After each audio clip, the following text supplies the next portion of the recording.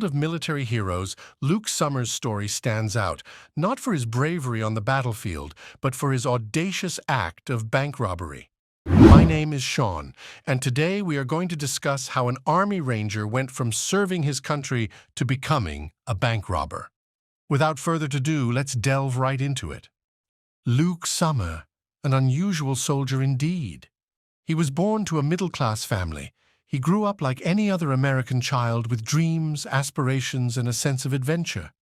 Little did anyone know that this seemingly ordinary boy would one day capture headlines, not as a decorated war hero, but as a daring criminal. Enlisting in the military at a young age, Luke was eager to serve his country. His dedication, discipline, and courage saw him rise through the ranks, earning the respect of his comrades. He was a soldier, a fighter, someone who put his life on the line for the greater good, but there was more to Luke Sommer than met the eye. As we delve deeper into his life, we find a man who was not content with just being a soldier. His thirst for excitement, his need for adrenaline, his penchant for the unconventional led him down a path few could have predicted.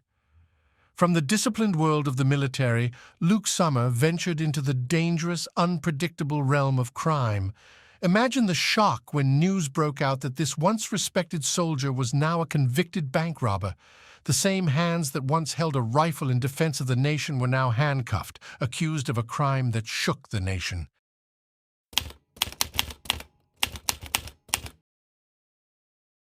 After enlisting on June 26, 2003, Sommer was sent to Sand Hill, Fort Benning, Georgia, for basic training on November 4, 2003.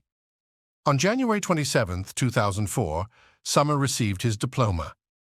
He attended and finished airborne school at Fort Benning after completing one-station unit training, and then went to the Ranger Training Detachment's Green Fence to participate in the Ranger Indoctrination Program.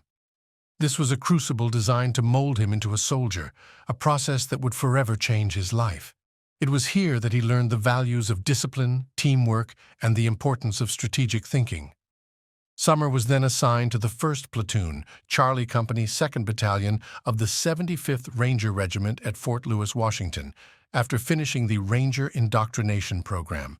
In less than 3 weeks at the unit, Sommer departed from his partner and his newborn baby and was sent to Baghdad, Iraq, where he stayed until September 2004.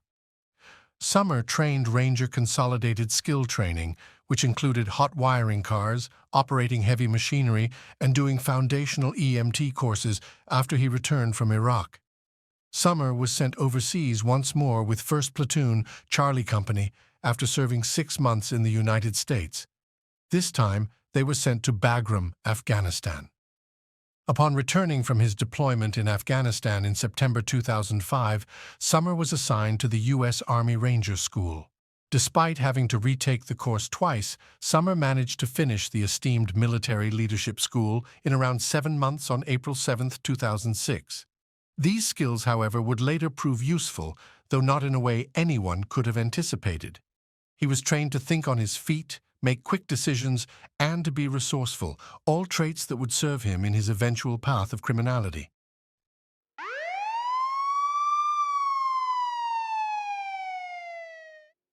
It all started as a joke. While waiting for a deployment, Sommer and his 2 comrades, Alex Blum and Chad Palmer, jokingly mentioned how they would put their military knowledge into unusual activities, and one of those was a bank robbery. However, days flew by, but this idea was stuck within Sommer's head and kept bringing it up to his military friends. When he realized that his 2 comrades weren't enough to conduct their gruesome crime, he then figured to text his old buddies back in Canada, which were Robertson, who was in the Canadian Military Reserves, and Dunmall, a civilian. Sommer then plotted out the heist and began texting the entire blueprint to his buddies in July 2006. Seemingly, from what began as a joke, ended up with them actually conducting the heist.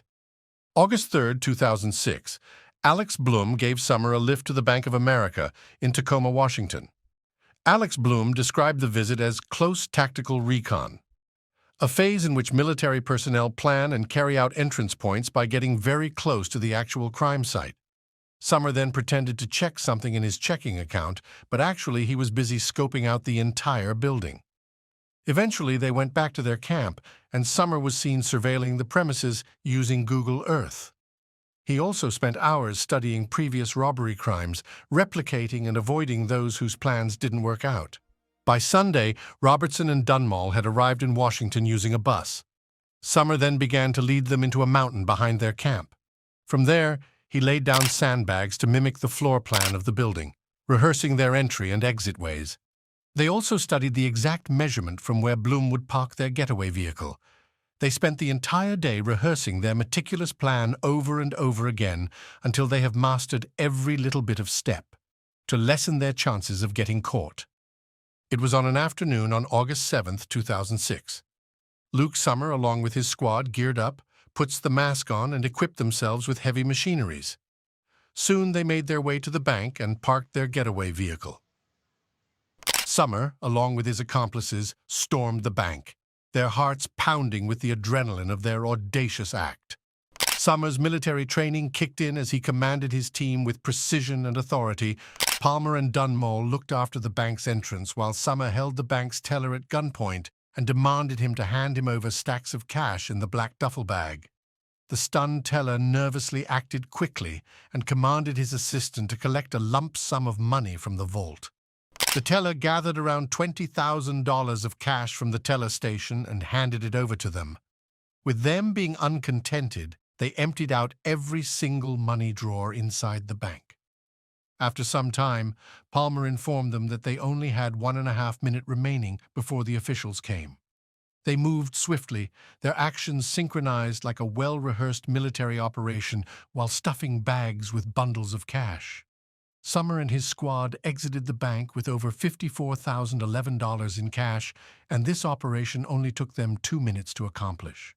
After robbing the bank, they quickly sprinted their way out the building. But to their surprise, their getaway vehicle was nowhere to be found. It turns out that Bloom, who was the driver, was panicking and was late to realize that he was actually going the wrong way. Luckily for him, he quickly made a U-turn and found his squad running towards the vehicle. They managed to get inside the car quickly. Bloom immediately stepped on the gas and fled the scene. Bloom then dropped Palmer, Robertson, and Dunmore in a movie theater where they kept a low profile while watching a movie. On the other hand, Bloom and Sommer returned to their camp and acted as if nothing had happened. Eventually, Bloom returned home to Denver the next morning. The following day, Sommer, Dunmore, and Robertson then went back to Canada using a bus. However, Sommer's squad was tracked because they forgot to take off the front license plate from their escape car.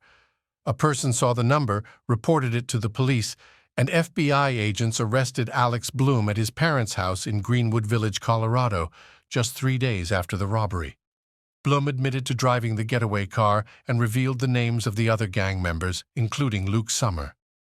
Luke Sommer was found guilty on December 15, 2008, of conspiring to commit armed bank robbery, brandishing a firearm during and in connection with a violent crime, and possession of an unregistered destructive device.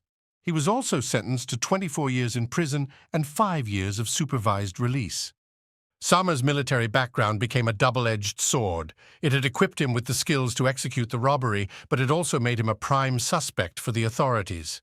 Within days, Sommer's world came crashing down. The authorities closed in on him, and he was arrested. The once respected soldier who had served his country with honor was now a fugitive, his name tarnished with the stigma of his audacious crime. And so, the story of Luke Sommer took a dark turn. The skills he had honed in the military, meant to protect and serve, were misused in a daring act of defiance against the law. Luke Sommer had stepped over the edge, trading his military uniform for a prison jumpsuit. Hey, thanks for tuning in and spending your time with us today. Be sure to leave a comment down below and let us know your 2 cents out of the situation. If you enjoyed this video, don't forget to hit that like button and subscribe for more content like this. Your support truly means the world to us. Remember to stay curious, keep exploring, and we'll catch you in the next one.